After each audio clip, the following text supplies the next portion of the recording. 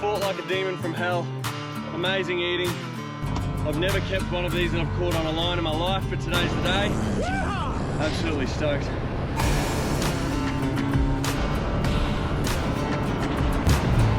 I'm just pulling up to this first spot at the back of this island behind me. It's 26 meters on the bottom and then it rises up to about 18 meters. So hopefully with the current pressing on that edge, there's gonna be bait sitting on there. And with that, a couple of big Spano Macos stacked up and ready for breakfast. Here's the selection. A couple of Rapalas, a couple of Halcos, a few Shimano jigs, a popper. I'll throw on a couple of divers though to get the party started. That is what I'm going for. This is the choice of the day. Swims at about 6-7 meters deep. I'm putting it at 20 meters behind the boat and trolling at 5 knots.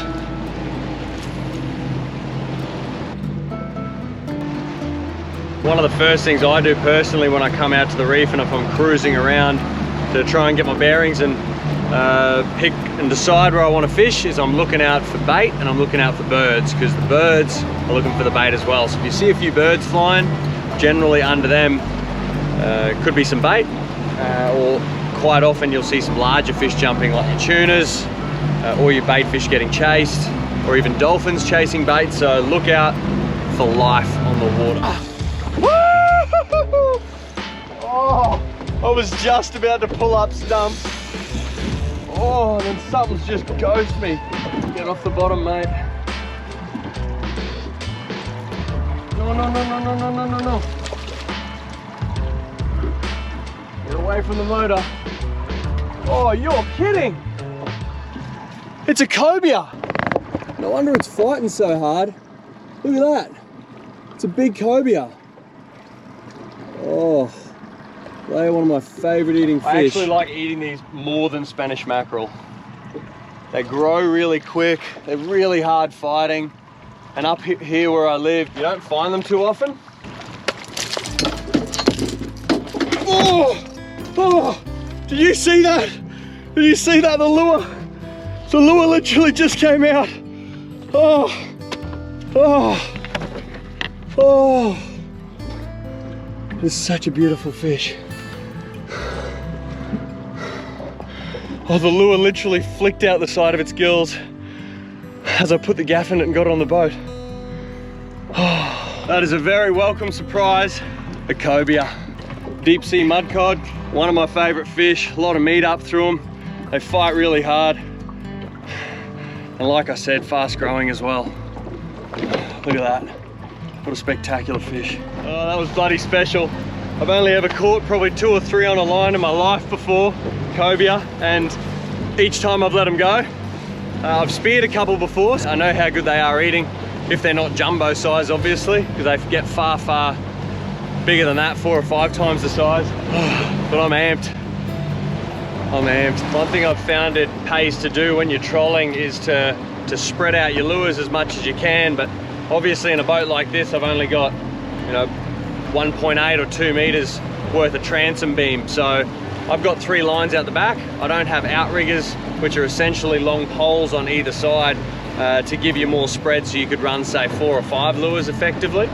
But what I do to mitigate that is that I've got 3 lines out, but they're all different distances away from the boat and they're all different depths. So I've got a lure that's at 2 meters, a lure that's at 7 meters, and one that's around 5 or 6, and they're all at different lengths. 30 meters, 20 meters, and one shotgun in the middle that's just behind the bubbles of the propeller, running short. So yeah, it's something to keep in mind if you do come out and have a troll.